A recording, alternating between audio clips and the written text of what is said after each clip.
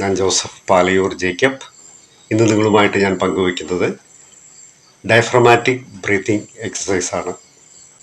സാധാരണഗതിയിൽ നമ്മൾ ശ്വാസം എടുക്കുന്ന സമയത്ത് നെഞ്ച് ഉയരുകയും വയർഭാഗം താഴേക്ക് വലിയുകയുമാണ് ചെയ്യുന്നത് ഒട്ടുമിക്ക പേരുടെയും.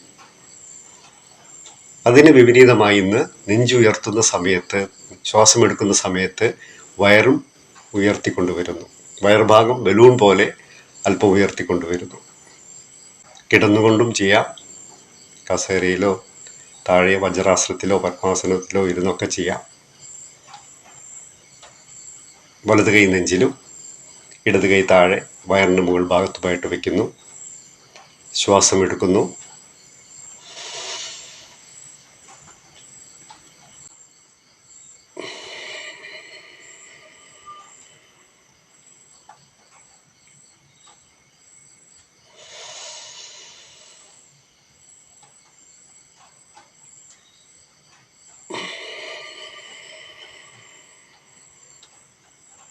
ഇതുപോലെ ബോധപൂർവം വയറിനെ ഉയർത്തിയും താഴ്ത്തിയും ചലിപ്പിക്കുന്നു.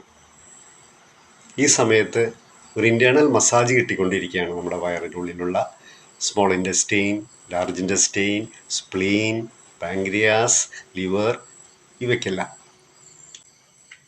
രാവിലെ, ഉച്ചയ്ക്കും വൈകിട്ടും ചെയ്യാം. അതിരാവിലെ ചെയ്യുക, ഭക്ഷണത്തിന് മുൻപ്. ഉച്ചയ്ക്ക് ഭക്ഷണത്തിന് മുൻപ്, വൈകിട്ട് 4 മണി ചായയ്ക്ക് ശേഷം ഒരു 5-5:30 ആകുമ്പോൾ ചെയ്യാം.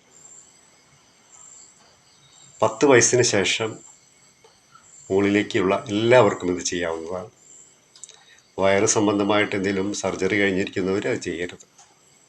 പ്രമേഹ രോഗികൾക്ക്, അതിരക്തസമ്മർദ്ദമുള്ളവർക്ക്, ഫാറ്റി ലിവർ ഉള്ളവർക്ക്, വിശപ്പില്ലാത്ത അവസ്ഥയിലുള്ളവർക്ക്, വായ്ക്ക് എപ്പോഴും അരുചിയുള്ളവർക്ക്,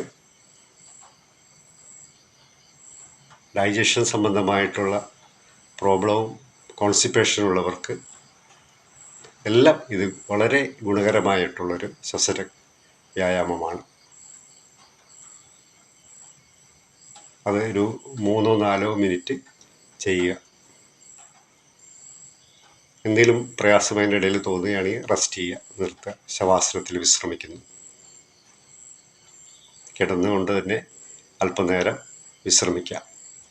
വയർഭാഗം ഒന്ന് മസാജ് ചെയ്ത് കൊടുക്കുക. പയ്യെ ക്ലോക്ക് വൈസും ആൻറ്റി ക്ലോക്ക് വൈസും മസാജ് ചെയ്ത് കൊടുക്കുക.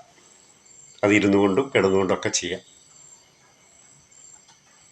അപ്പോൾ അത് എല്ലാവർക്കും ഗുണപ്രദമാവട്ടെ. എല്ലാവരും അത് കഴിയുന്നത്ര മറ്റുള്ളവരിലേക്ക് ഷെയർ ചെയ്യുക, സബ്സ്ക്രൈബ് ചെയ്യുക, ലൈക്ക് ചെയ്യുക. നന്ദി, നമസ്കാരം.